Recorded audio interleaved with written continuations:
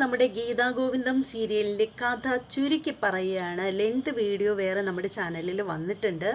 പക്ഷേ അത് കാണാൻ ബുദ്ധിമുട്ടുള്ളവർക്ക് വേണ്ടിയിട്ടാണ് കുഞ്ഞൊരു വീഡിയോ ആയിട്ട് ഇടുന്നത്. കുഞ്ഞൊരു വീഡിയോ എന്ന് വെച്ചാൽ ലെങ്ത് വീഡിയോയിലാണെങ്കിൽ ഞാൻ നേരത്തെയൊക്കെ പല വീഡിയോകളിലും പറഞ്ഞിട്ടുണ്ടായിരുന്നു. ലെങ്ത് വീഡിയോയിലാണെങ്കിൽ അതിൽ ഡയലോഗ് ഉൾപ്പെടെയാണ് ഇടുന്നത്. പക്ഷേ ഇങ്ങനെ ഇടുന്ന വീഡിയോകളിലാണെങ്കിൽ സ്റ്റോറി മാത്രമായിരിക്കും, കഥ മാത്രമായിരിക്കും ഉണ്ടായിരിക്കുക.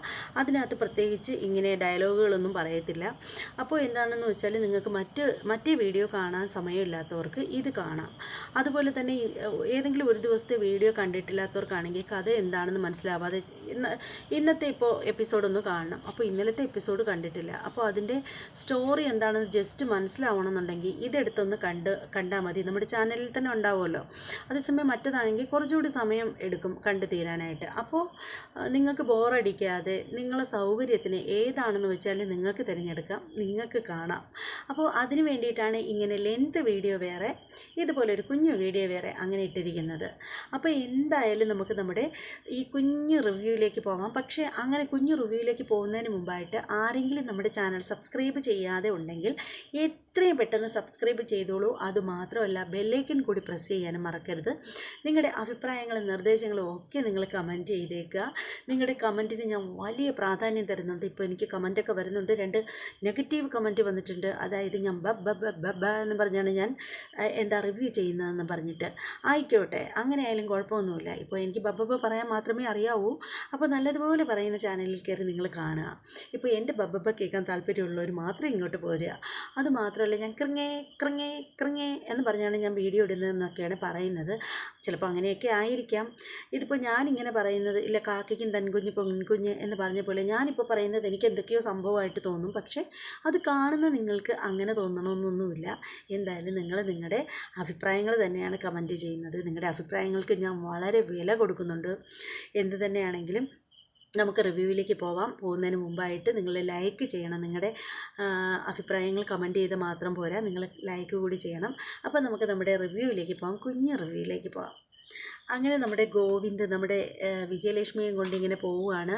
പക്ഷേ വിജയലക്ഷ്മിയോട് നമ്മുടെ ഗോവിന്ദ് ചോദിച്ചിട്ടുണ്ടായിരുന്നല്ലോ, അതായത് ഗോവിന്ദിൻ്റെ രഞ്ജുവിൻ്റെ കാര്യം ചോദിച്ചിട്ടുണ്ടായിരുന്നല്ലോ.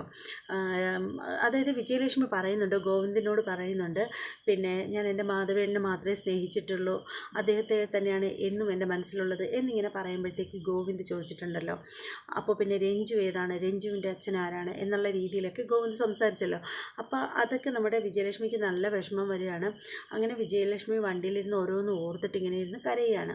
അപ്പോൾ വണ്ടിയിൽ ഇങ്ങനെ പൊയ്ക്കൊണ്ടിരിക്കുമ്പോൾ ഗോവിന്ദ് ഇങ്ങനെ വിജയലക്ഷ്മിയെ നോക്കിയിട്ട് പറയുകയാണ്, നിങ്ങൾ കരയൊന്നും വേണ്ട, നിങ്ങളെ കരയിപ്പിക്കാൻ വേണ്ടിയിട്ട് ഞാനൊന്നും പറഞ്ഞതൊന്നുമല്ല. പക്ഷേ എൻ്റെ മനസ്സിൽ തോന്നുന്ന കാര്യങ്ങൾ ഞാൻ വിളിച്ച് പറയും, അതങ്ങനെ ശീലിച്ചു പോയി. എന്നാലും എൻ്റെ മനസ്സിൻ്റെ ഉള്ളിൽ എനിക്ക് എത്ര ദേഷ്യമുണ്ടെങ്കിലും ഞാൻ പണ്ടൊരുപാട് സ്നേഹിച്ചിരുന്ന, ആരാധിച്ചിരുന്ന, ബഹുമാനവും അന്തസ്സും ഉണ്ടായിരുന്ന എൻ്റെ ഒരു അമ്മയുണ്ടായിരുന്നു. ആ അമ്മയെ ഞാൻ ഇടയ്ക്കൊക്കെ ഓർക്കാറുണ്ട് എന്നിങ്ങനെ പറയുകയാണ്. കണ്ണ് തുടയ്ക്കാനും പറയുന്നുണ്ട്. അത് കേൾക്കുമ്പോൾ വിജയലക്ഷ്മിക്ക് വളരെ സന്തോഷം തോന്നുകയാണ്. വിജയലക്ഷ്മി കണ്ണ് തുടയ്ക്കുകയാണ്. അതിനുശേഷം ഇങ്ങനെ വണ്ടി ഓടിച്ചുകൊണ്ടിരിക്കുകയാണ് ഗോവിന്ദിൻ്റെ കയ്യിൽ ഇങ്ങനെ പിടിച്ചതിന് ശേഷം പറയണം, മോനെ ഗോവിന്ദ്, സാധാരണ കൈ തട്ടി എറിയുന്ന ഒരു സ്വഭാവമാണ്, പക്ഷേ പുള്ളിക്കാരൻ കൈയൊന്നും തട്ടി എറിയുന്നില്ല. മോനെ ഗോവിന്ദ്, നിനക്ക് അങ്ങനെ ആരെയും വെറുക്കാൻ പറ്റില്ല എന്ന് എനിക്ക് നന്നായിട്ടറിയാം. കാരണം ഭദ്രന് പോലും, നമ്മുടെ കുടുംബം നശിപ്പിച്ച, നമ്മുടെ അച്ഛനെ ഇല്ലാണ്ടാക്കിയ ഭദ്രനോട് പോലും നീ ക്ഷമിച്ചില്ലേ, പിന്നെയാണോ എന്നോട് എന്നിങ്ങനെ വിജയലക്ഷ്മി പറയുകയാണ്.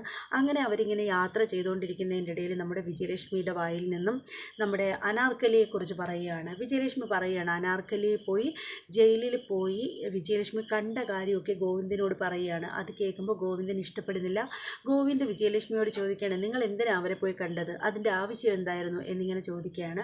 അപ്പോൾ വിജയലക്ഷ്മി പറയുകയാണ്, കാണേണ്ട ആവശ്യം ഉണ്ടായിരുന്നു, ഞാൻ അവൾക്കൊരു കുറിപ്പ് എഴുതി കൊടുത്തിട്ടാണ് വന്നത് എന്നിങ്ങനെ പറയുകയാണ്. അത് കേൾക്കുമ്പോൾ ഗോവിന്ദിൻ്റെ സകല നിയന്ത്രണം വിടുകയാണ്. അനാർക്കലി എന്ന് കേൾക്കുമ്പോൾ തന്നെ ഗോവിന്ദിൻ്റെ കണ്ണുകളിൽ കൂടി തീജ്വാല പോവുകയാണ്. ആകെ അസ്വസ്ഥനാവുകയാണ്.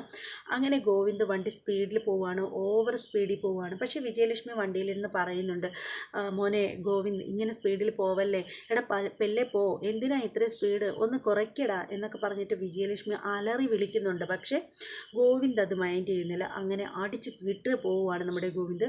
അങ്ങനെ പോകുമ്പോഴത്തേക്ക് ഓപ്പോസിറ്റ് ഒരു കാറ് വരികയാണ്. അപ്പോൾ വിജയലക്ഷ്മി അയ്യോ കാറ് എന്ന് പറഞ്ഞിട്ട് ഇങ്ങനെ വിളിക്കുകയാണ്. അപ്പോൾ ഗോവിന്ദ് പെട്ടെന്ന് വെട്ടിത്തിരിയുമ്പോഴത്തേക്ക് വേറൊരു കല്ലിൽ വന്ന് ഇങ്ങനെ ഇടിച്ച് നിൽക്കുകയാണ്.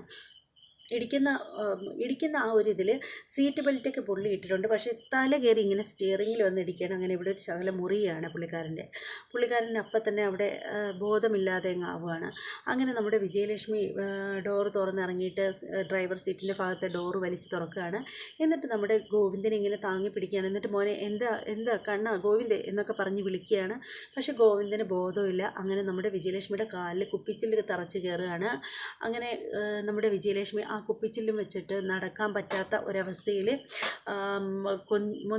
എന്താ പറയുന്നത് മുടന്തി പോയിട്ട് നോക്കുമ്പോഴത്തേക്ക് ഒരു വണ്ടി വരികയാണ്. വണ്ടി വരുമ്പോൾ ആ വണ്ടിയെ കൈ കാണിച്ചിട്ട് എൻ്റെ മോൻ ഇതുപോലെ ആക്സിഡൻ്റായി, അവനെ ഒന്ന് രക്ഷിക്കൂ എന്നിങ്ങനെ പറയുകയാണ്. അങ്ങനെ കുറേ ആളുകളൊക്കെ വന്നിട്ട് ഗോവിന്ദിനെ എടുത്തിട്ട് അവരുടെ വണ്ടിയിൽ കയറ്റിയിട്ട് ഗോവിന്ദിനെ ഹോസ്പിറ്റലിലേക്ക് കൊണ്ടുപോവാണ്. അങ്ങനെ ഗോവിന്ദ് ഹോസ്പിറ്റലിൽ കിടക്കുകയാണ്. കണ്ണ് തുറക്കുമ്പോഴത്തേക്ക് ഗോവിന്ദിനെ ബോധമൊക്കെ വീഴുകയാണ്.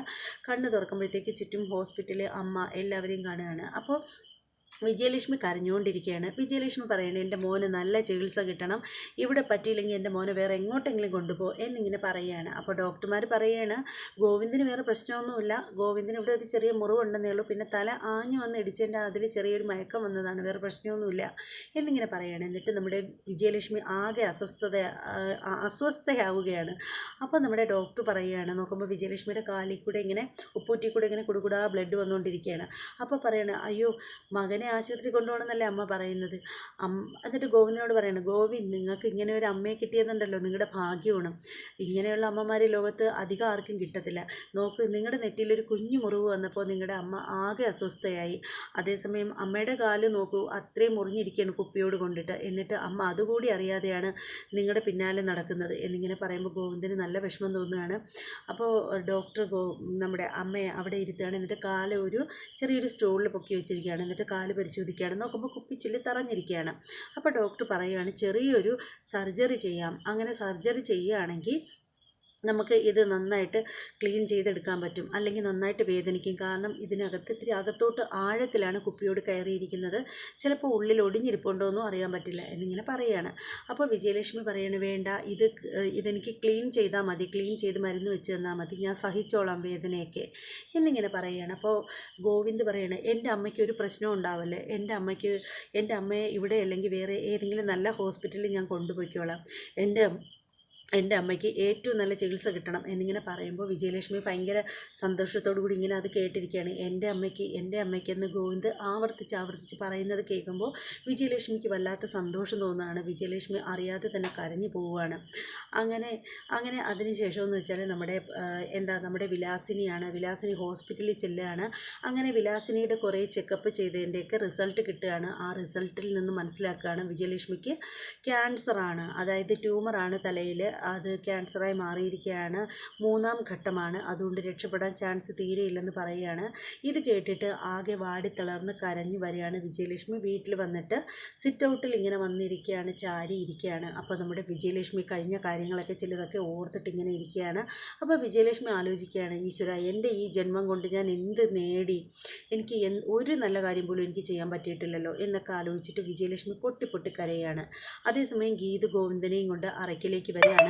ഗോവിന്ദൻ്റെ നെറ്റിയിലെ കെട്ടൊക്കെ ഈ ബാൻഡേജൊക്കെ കണ്ടിട്ട് നമ്മുടെ രാധികാമ്മ ഓടി വന്നിട്ട് കുറേ ഭാവാഭിനയങ്ങളൊക്കെ കാണിക്കുകയാണ്.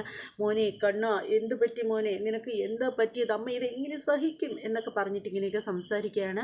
ഗീതുവിന് ഇത് കണ്ടിട്ട് ഇങ്ങനെ ഒട്ടും പിടിക്കുന്നില്ല. അപ്പോൾ നമ്മുടെ രേഖയൊക്കെ വരികയാണ്, കാഞ്ചന വരികയാണ്. അങ്ങനെ എല്ലാവരും ചോദിക്കുകയാണ്. പക്ഷേ ഗോവിന്ദിന് കള്ളം പറയാൻ പറ്റുന്നില്ല, ഇതെങ്ങനെ പറ്റിയെന്നൊക്കെ പറയുമ്പോൾ ഗോവിന്ദ് ആകെ ബബബ ആവുകയാണ്. അതായത് ഞാൻ റിവ്യൂ ചെയ്യുന്നത് പോലെ ബബബ ആവുകയാണ് നമ്മുടെ ഗോവിന്ദും. അങ്ങനെ അപ്പം ആ സമയത്ത് എന്ത് ചെയ്തെന്ന് നമ്മുടെ ഗീതു ഇടപെടുകയാണ്. ഗീതു പറയുകയാണ് അത് കണ്ട് എന്നെ ഒരു ആക്സിഡൻറ്റ് പറ്റിയെന്ന് പറയണം. അപ്പോൾ ഗോവിന്ദും പറയണം എനിക്കൊരു ആക്സിഡൻറ്റ് പറ്റിയതാണ്.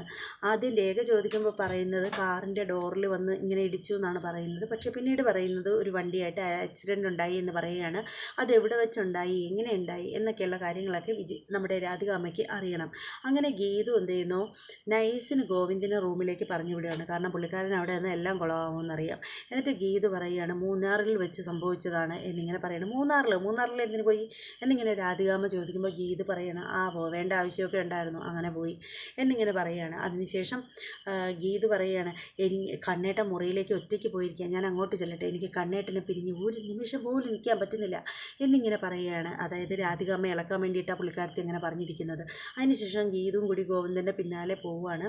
അപ്പോൾ നമ്മുടെ കാഞ്ചന പറയുകയാണ്, ഗോവിന്ദമാമനെ പിരിഞ്ഞ് ഇപ്പോൾ ഒരു നിമിഷം പോലും ഗീതുപ്പാപ്പയ്ക്ക് ഇരിക്കാൻ പറ്റില്ല, അവർ തമ്മിൽ ഭയങ്കര പെരിയ റൊമാൻസ് എന്നിങ്ങനെ പറയുകയാണ്. രാധികാമ്മയുടെ കക്ഷം നമ്മുടെ എന്താ പറയുന്നത്, നമ്മുടെ രാധികാമ്മ നമ്മുടെ കാഞ്ചനയുടെ കക്ഷ ഇങ്ങനെ നുള്ളി കിഴുക്കി എടുക്കുകയാണ്. എന്നിട്ട് പറയണം, മിണ്ടി പോവരുത്, നീ ഇനി ഇങ്ങനെയുള്ള വർത്താനം കൊണ്ട് വന്നേക്കരുത് എന്നിങ്ങനെ പറയുകയാണ്. അങ്ങനെ നമ്മുടെ കാഞ്ചന അവിടെ നിന്ന് എസ്കേപ്പ് ആവുകയാണ്. അതേസമയത്ത് ഗീതു മുറിയിൽ വരികയാണ്. മുറിയിൽ വരുമ്പോൾ ഗോവിന്ദ് ചോദിക്കുകയാണ് അവർണികയ്ക്ക് എങ്ങനെയുണ്ടെന്ന് ചോദിക്കുമ്പോൾ ഗീതു ഓർക്കാതെ പറയണം, അവർണികയ്ക്ക് അതിന് വേറെ കുഴപ്പമൊന്നുമില്ലല്ലോ എന്നിങ്ങനെ പറയണം.